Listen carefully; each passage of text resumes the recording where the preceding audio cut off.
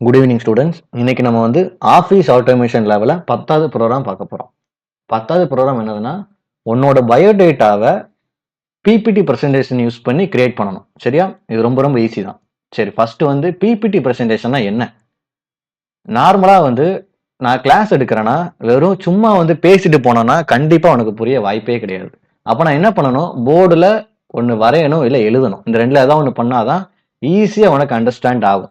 சரியா? அப்போ நான் போர்டு இல்லாமல் கிளாஸ் எடுக்க முடியாது. அதே மாதிரி தான் எங்கேயும் ஒரு கம்பெனிக்குள்ள ஒரு மீட்டிங்கோ, ஒரு ஆஃபீஸில் ஏதோ ஒரு மீட்டிங்கோ, எனிவர் ஏதோ ஒரு இடத்துல வந்து ஒரு மீட்டிங் நடக்குது. அப்போனா மீட்டிங்கில் பேசும்போது அவங்களுக்கு நான் என்ன பேச வரேன் அப்படிங்கிறத வந்து புரிய வைக்கணும்.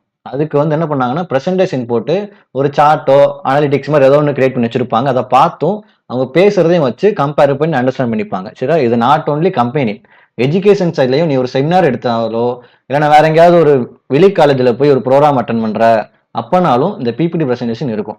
ஏன்னா இது வந்து போர்டோட அட்வான்ஸ்டு வெர்ஷன் கூட வச்சுப்போம். நீ எல்லா இடங்களையும் போர்டு இருக்காது. அப்போ நீ பிபிடி பிரசன்ட் பண்ணி ஒரு விஷயத்த சொல்ல வரும்போது ஆட்டோமேட்டிக்கா ரொம்ப ரொம்ப ஈஸியாவே புரியும். சரியா?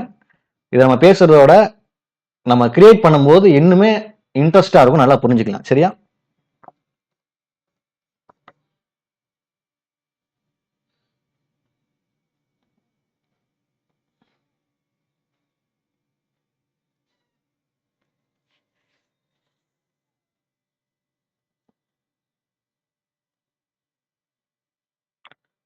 First blank presentation. சரியா?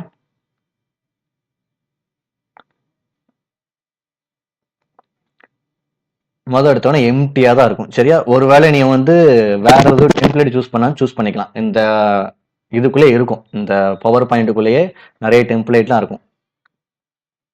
இந்த டிசைனுக்குள்ளெல்லாம் போனீங்கன்னா நிறைய டெம்ப்ளேட் இருக்கும். உனக்காக வேணா நான் ஏதாவது ஒரு டெம்ப்ளேட் யூஸ் பண்ணி காமிக்கிறேன்.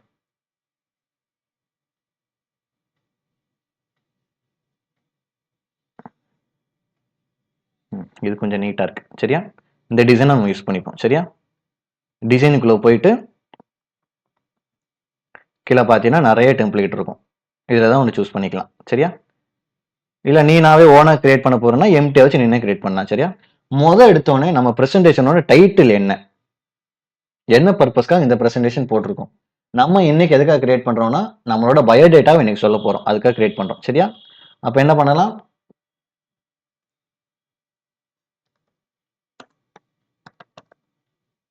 பயோடேட்டான்னு போட்டுக்கோ. கீழே வந்து உன்னோட நேம் சப்டைட்டில்ஸ்ல வந்து இப்போ நான் என்னோட பேர் வச்சுக்கிறேன்.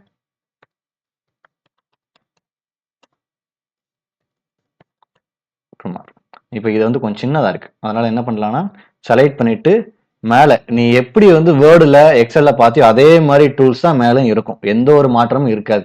என்ன ரீசன்னா இந்த 3 ப்ராடக்ட்டுமே மைக்ரோசாஃப்ட் குள்ளது, அதனால அவங்களோட ஓன் கம்பெனி 3 ப்ராடக்ட்டையும் அவங்க தான் வச்சிருக்காங்க. அதனால மேலே இருக்கிற எதுவுமே மாறாது. கீழே இருக்கிற ஒர்க்கிங் ஏரியா மட்டும் தான் மாறும். எக்ஸலுக்குன்னு அதுக்கு தகுந்தாப்புல மாறும், வேர்டுன்னு அதுக்கு தகுந்தாப்புல மாறும். சரியா? அதனால எந்த ஒரு பிரச்சனையுமே கிடையாது. நீ வேர்டில் ஒர்க் பண்ணாலே போதும், எக்ஸல் ஒர்க் பண்ணிடலாம். எக்ஸல் ஒர்க் பண்ணாலே போதும், பவர் பாயிண்ட் ஒர்க் பண்ணிடலாம். சரியா?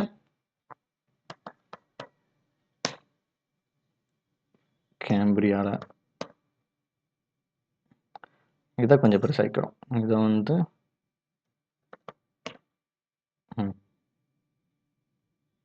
இதே அண்டர்லைன் பண்ணி காமிக்கணும்னா நிஷாந்த்ங்கிற பேர் டிக்ஷனரிக்குள்ள இருந்திருக்காது. உன்னோட பேரோ என்னோட பேரோ எந்த ஒரு டிக்ஷனரிலுமே இருக்காது. அதனால அண்டர்லைன் பண்ணி காமிக்குது. சரியா? பயோடேட்டா பை கூட போட்டுக்கலாம்.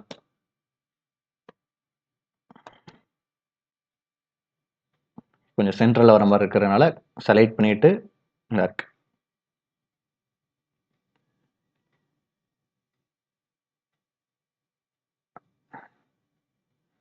அவ்வளவுதான். இது வந்து கவர் ஸ்லைடு. முதல் ஸ்லைடு இந்த மாதிரி தான் இருக்கணும். நம்ம என்ன டைட்டில் பேச போறோம், யார் பேச போறாங்க அப்படிங்கிற பேர் இருக்கணும். சரியா? பயோடேட்டா கீழே என்னோட நேம், இதுதான் முதல் ஸ்லைடு. இப்போ நெக்ஸ்ட் ஸ்லைடு மூவ் பண்றதுக்கு என்ன பண்ணணும்னா மேல பாத்தீங்கன்னா நியூ ஸ்லைடுங்கிற ஒரு ஆப்ஷன் இருக்கும். சரியா? அது கீழே ஒரு சின்ன ஆரோ மாதிரி இருக்கும். அதை கிளிக் பண்ணினாலும் எந்த மாதிரி ஸ்லைடு வேணும் அப்படிங்கறத அதுவே லிஸ்ட் அவுட் பண்ணும். ஒருவேளை நீங்க ஏதாவது இமேஜோ இல்லை வேற ஏதாவது சார்ட்டோ வைக்க போறீங்கன்னா அதை சூஸ் பண்ணிக்கலாம். எனக்கு அதெல்லாம் தேவையில்லை. நான் என்ன பண்ண போறேன், எம்டியா ஒரு பிளாங்க் ஸ்லைடு மட்டும் இருந்தால் போதும். நிறைய வெரைட்டி ஆஃப் ஸ்லைடு இருக்கும், அதில் நீ எதனாலும் யூஸ் பண்ணிக்கலாம். உன்னோட தாட்டு தான். நான் ஒரு blank ஸ்லைடு யூஸ் பண்ணிக்கிறேன். சரியா? 2வது இப்ப இன்னைக்கு என்ன பண்ண போறோம்னா, 2வது ஸ்லைடுல என்னோட பர்சனல் இன்ஃபர்மேஷன் இதோட ஹெட்டிங் வந்து பர்சனல் இன்ஃபர்மேஷன். ஒரு ஷேப்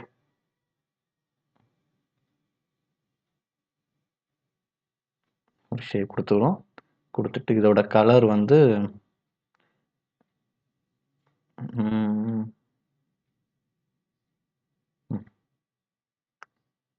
அவுட்லைன்லாம் வேண்டாம்னு நினைக்கிறேன். அதனால அவுட்லைன் இதுக்குள்ள டைப் பண்ண போறோம். என்ன டைப் பண்ண போறோம்னா பர்சனல் இன்ஃபர்மேஷன் செலக்ட் பண்ணிட்டு ஹோமுக்கு வந்துருங்க. ஹோமுக்கு வந்துட்டு டெக்ஸ்ட் சைஸை இன்க்ரீஸ் பண்ணிடுங்க. 40 ஓகேயா? 50 ஓகே. Personal information. இப்போ இந்த ஸ்லைடுக்கு மேல ஒரு சப்ஹெட்டிங் கொடுத்தாச்சு. ஹெட்டிங் கொடுத்துட்டு இதுக்கு கீழே இப்போ நம்ம டைப் பண்ண ஆரம்பிக்கணும். சரியா?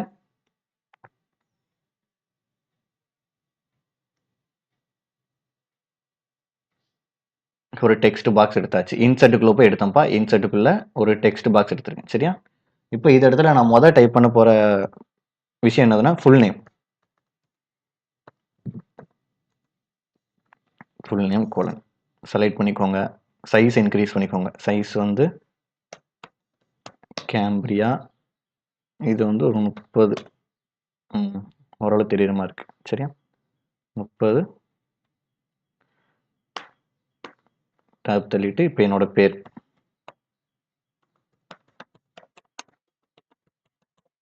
சரியா? இது என்னோட பேர். இப்போ இதே மேலே நீங்கள் கிளிக் பண்ணிட்டு கண்ட்ரோல் டி கொடுத்தீங்கன்னா இன்னொரு ஒன்று கிரியேட் ஆகும், டூப்ளிகேட். அதை வச்சு இதில் என்ன மாற்ற போகிறோம்னா டேட் ஆஃப் பர்த் டிஓபி. அதே மாதிரி இந்த கோடனை வந்து கரெக்டாக கொண்டு வாங்க.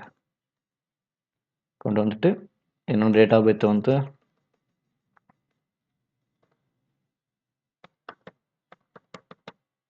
சரியா? மறுபடியும் டூப்ளிகேட் பண்ணிட்டு இன்னொரு இன்ஃபர்மேஷன் என்னதுன்னா டேட் ஆஃப் பர்த்துக்கு அப்புறம் ஜெண்டர்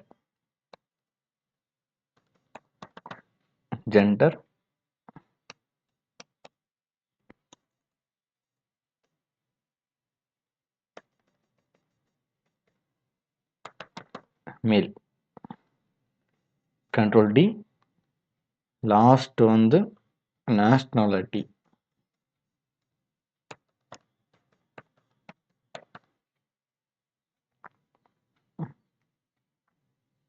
நேஷ்னாலிட்டி வந்து இந்தியன்.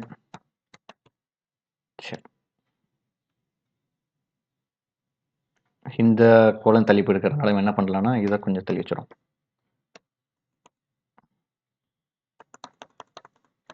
ஸ்பேஸ் டேப் யூஸ் பண்ணி இந்த மாதிரி தெரிக்கலாம். சரியா?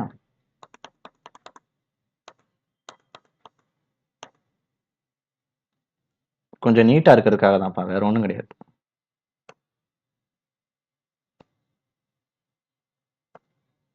சரியா? லாஸ்ட் ஒன் கண்ட்ரோல் டி கொடுங்க. டி கொடுத்துட்டு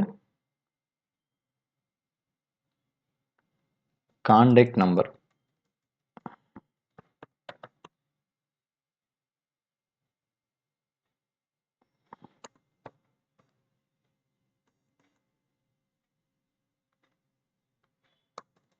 கான்டாக்ட் நம்பர் வந்து சும்மா ரேண்டமாக ஒரு நம்பர் கொடுக்குறேன்.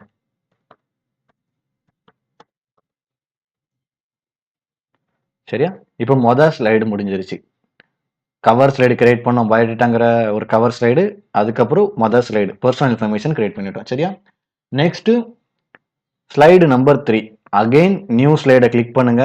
கிளிக் பண்ணிட்டு பிளாங்க் ஸ்லைடு எடுத்துக்கோங்க. இல்லை இந்த ஸ்லைடே நீங்கள் வச்சுக்கிட்டு கண்ட்ரோல் டி கொடுத்தாலும் டூப்ளிகேட் கிரியேட் ஆயிரும். சரியா? அதே மாதிரி அதே இன்ஃபர்மேஷனோட கிரியேட் ஆயிரும். நீங்கள் ஆல்டர் பண்ணுறதா மட்டும் ஆல்டர் பண்ணிக்கலாம். சரியா? இப்போ நான் வந்து என்ன பண்ணியிருக்கேன்னா கண்ட்ரோல் ஸ்லைடு கொடுத்துட்டு 2வது ஸ்லைடு. இப்போ 2வது ஸ்லைடில் இருக்கிறோம். இந்த ஸ்லைடில் இருந்துக்கிட்டே கண்ட்ரோல் டி கொடுத்தா இந்த ஸ்லைடு மொத்தமும் டூப்ளிகேட் ஆயிரும். சரியா? டூப்ளிகேட் ஆனதுக்கப்புறம் நான் எடிட் பண்ணிக்கிறேன். 3வது வந்து எஜுகேஷனல் பேக்ரவுண்டு.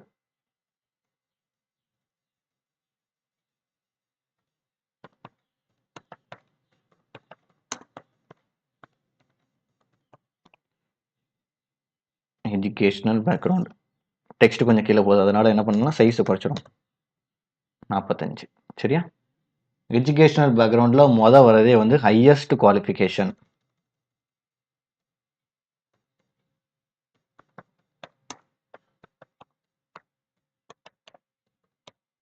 ஹையஸ்ட் குவாலிஃபிகேஷன் நீ ஏதாவது ஒன்று போட்டுக்கோ.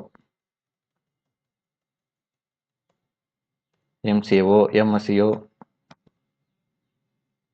உனக்கு தந்தாப்புல போட்டுக்கோ. சரியா? ரெண்டாவது வர பேராமீட்டர் என்னதுன்னா காலேஜ் நேம். நீங்கள் எங்கே படிச்சீங்க?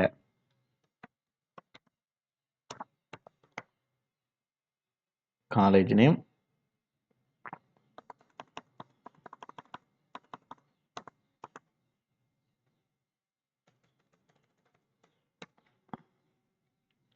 எஸ்கேசின்னு போட்டிருக்கேன். சரியா? நம்ம காலேஜ் பேர் தான், லென்த் கொஞ்சம் பெருசாக வரும்க்காக வெறும் எஸ்கேசின்னு போட்டிருக்கேன். சரியா? மூணாவது இயர் ஆஃப் கம்ப்ளீஷன். நான் என்னைக்கு படிச்சு முடிச்சு வெளியே போனேன்?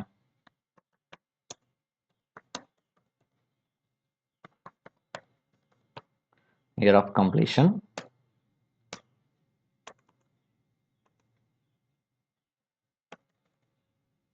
2023. சும்மா ரேண்டாக போட்டு வச்சிருங்க. சரியா? இந்த 3 இதுதான். எனக்கு நேஷனாலிட்டிங்கிறது வேண்டாம், டெலிட் பண்ணிட்டுருங்க. கான்டாக்ட் நம்பருங்கிறது போன ஸ்லைடுக்குள்ளது டெலிட் பண்ணி விட்டுருங்க. இந்த 3 தான். Educational background, highest qualification, college name, year of completion. நான் என்னைக்கு வந்து எம்எஸ்சி முடிச்சு வெளியே போனேன் அப்படிங்கிறது. இப்போ நீ வந்து பிஎஸ்சி முடிச்சு எப்போ வெளியே போனா, பிசிஏ முடிச்சு எப்போ வெளியே போனா 2027 நீ வெளியே போக. சரியா? 2024 உள்ள வந்திருக்க, 24 டு 25, 25 டு 26, 26 டு 27 ஏப்ரல்ல வெளியே போகும். அப்ப நீ என்ன பண்ணணும்? மேல வந்து பிஎஸ்சின்னு மாத்திக்கோ, பிஎஸ்சியோ பிசிஏன்னு மாத்திக்கோ. சரியா? பிசிஏ எஸ்கேசி என்னைக்கு நீ வந்து வெளியே போவனா 2027 நீ வெளியே போவ. சரியா? இது உன்னோடது. சரியா? Again skills. 4வது ஸ்லைடு என்ன கிரியேட் பண்ண போறோம்? ஸ்கில்ஸ். இதை அப்படியே டூப்ளிகேட் பண்ணிப்போம். கண்ட்ரோல் டி போட்டு டூப்ளிகேட் பண்ணிக்கோங்க.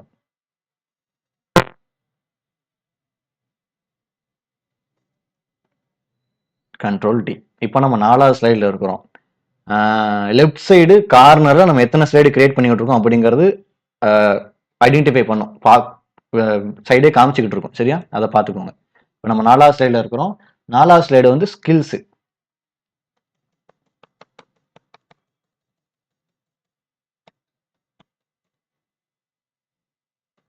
ஸ்கில்ஸ். சரியா? இதில் வந்து டெக்னிக்கல் ஸ்கில்.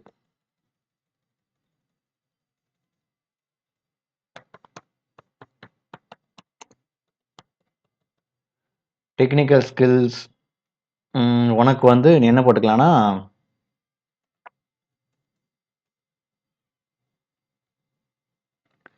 எடுத்தோடனே சி போட்டுக்கோ. C comma C plus plus.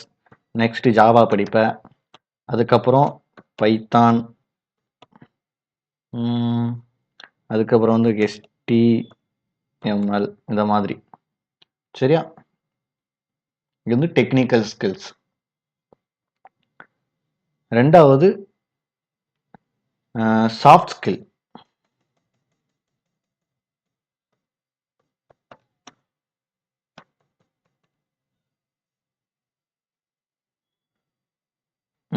Soft ஸ்கில்ல வந்து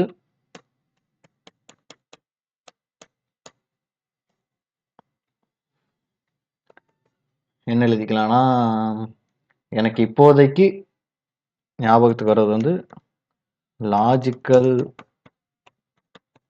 thinking and analytical skill.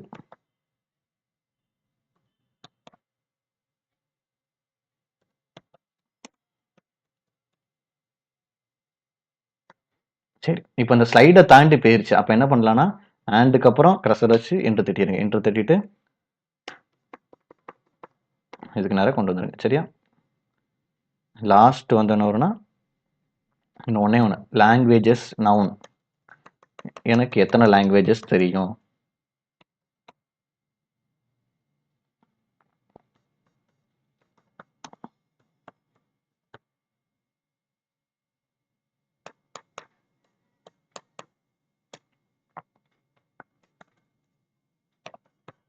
Tamil,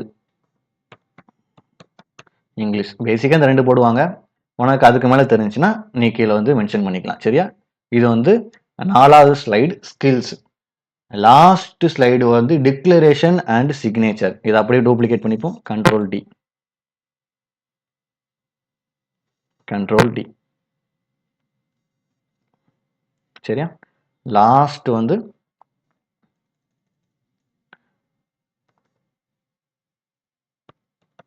declaration and signature. சரியா? இதுல வந்து டிக்ளரேஷன்ங்கிறது கொடுக்கணும்.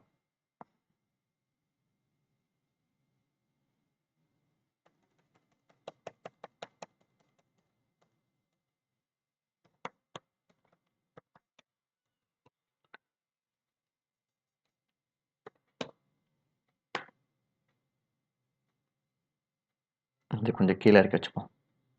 அப்பதான் நம்ம என்ன டைப் பண்றோங்கிறது தெரியும். இதுல வந்து 2 தான். இதை கூட டெலிட் பண்ணிக்கலாம். சரியா?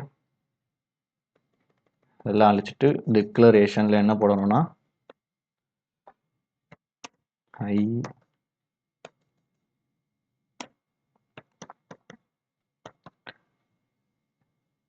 I hereby declare that all the information provided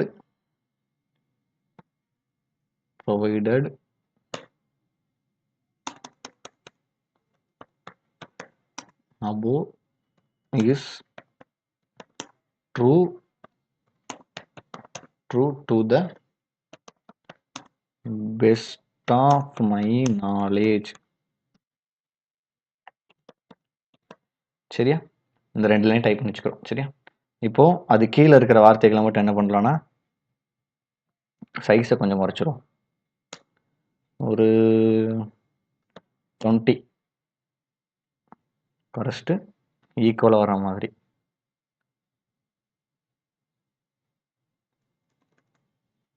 equal ஆகிற மாதிரி கிரியேட் பண்ணிக்கோ. சரியா? இதை மட்டும் போல்டில் வேணா வச்சுக்கோ. டிக்ளரேஷன் போல்டில் வச்சுக்கோ. அது கேள்வி. அடுத்து லாஸ்ட் வந்து சிக்னேச்சர். இதை கூட டெலிட் பண்ணிட்டு இதே அந்த டெக்ஸ்ட் பாக்ஸை கண்ட்ரோல் டி கொடுத்து காப்பி பண்ணிட்டு கீழே அப்படியே ஸ்க்ரோல் பண்ணி வச்சுருங்க. டிக்ளரேஷன்ங்கிற வார்த்தையை மட்டும் சிக்னேச்சர் மாற்றிக்கோங்க. ஆக்சுவலாக இந்த இடத்துல உங்களோட சைன் சேர்க்கணும். உங்களோட சைனை வந்து டிஜிட்டலாகவும் கிரியேட் பண்ணி வச்சுக்கலாம். இல்லை ஒரு வேளை உங்கள் நேம் மட்டும் இருக்கும். இப்போதைக்கு நம்ம நேம் மட்டும் கிரியேட் பண்ணால் போதும். உங்கள் நேம் மட்டும் டைப் பண்ணி வச்சுக்கோ. நான் வந்து என்ன பண்ணுறேன், சைனுங்கிற இடத்துல சிக்னேச்சருங்கிற இடத்துல வந்து என்னோட நேம் மட்டும் டைப் பண்ணி வச்சுக்கிறேன். அவ்வளோதான்ப்பா. 5 ஸ்லைடு கிரியேட் பண்ணியாச்சு. 6வது ஒரு எம்டி ஸ்லைடு இருக்குது. டெலிட் பண்ணிக்கோ. டெலிட் பண்ணிவிட்டு 5 ஸ்லைடு. அவ்வளோதான். வந்து கவர் ஸ்லைடு பயோடேட்டா. நான் என்ன டைட்டிலில் ப்ரெசென்ட் பண்ண போகிறேன் அப்படிங்கிற டைட்டிலோட என் பேரோட கவர் ஸ்லைடு கிரியேட் பண்ணணும். அடுத்தது வந்து பர்சனல் இன்ஃபர்மேஷன். முடிஞ்சால் உன்னோட அங்கே ஏதோ ஃபோட்டோ இருந்துச்சுன்னா ஃபோட்டோ பிளேஸ் பண்ணிக்கலாம். ஏதாவது ஒரு ஃபோட்டோ கூட இந்த இடத்துல பிளேஸ் பண்ணிக்கோ சைடு இந்த வாரத்தில். சரியா? அதுக்கப்புறம் எஜுகேஷனல் பேக்ரவுண்டு. நான் ஹையஸ்ட் குவாலிஃபிகேஷன் எதை வச்சுருக்கேன், எங்கே படித்தேன், எப்போ படித்து முடித்தேன் அப்படிங்கிறது அந்த இன்ஃபர்மேஷன். அடுத்து ஸ்கில்ஸ். எனக்கு என்னெல்லாம் டெக்னிக்கலாக தெரியும், சாஃப்ட் ஸ்கில்லாக எனக்கு தெரியும் அப்படிங்கிறத போடணும். அப்புறம் என்ன லாங்குவேஜ் அப்படிங்கிறத போடணும். சரியா? Last one declaration. சிக்னேச்சரை உள்ள சேர்த்துக்கும். சரியா? இந்த இன்ஃபர்மேஷன் எல்லாமே என்னோட நாலேஜுக்கு உட்பட்டு தான் நான் கொடுத்துருக்கேன் அப்படிங்கிற ஒரு டிக்ளரேஷன் கொடுக்குறோம்.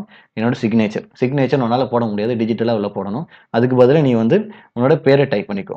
அவ்வளோதான். லாஸ்ட்டு என்ன பண்ணணும்னா F5 கொடுத்துட்டு ஃபுல் விண்டோக்கு வர மாதிரி ப்ரெசன்டேஷனாக காமிக்கணும். இதுதான் ஃபுல் விண்டோக்கு வர மெத்தட். F5 கொடுத்து ஃபுல் விண்டோ குறைக்கணும். டவுன் ஏரோ கொடுத்தீங்கன்னா அடுத்த ஸ்லைடுக்கு மூவ் ஆகும். மறுபடியும் அகைன் டவுன் ஏரோ அடுத்தடுத்த ஸ்லைடுக்கு மூவ் ஆகிக்கிட்டே இருக்கும். சரியா? அவ்வளோதான். 5 ஸ்லைடு தான் கிரியேட் பண்ணணும். அதனால எண்ட் ஆஃப் ஸ்லைட்ஸ்னு காமிக்குது. சரியா? அவ்வளோதான்.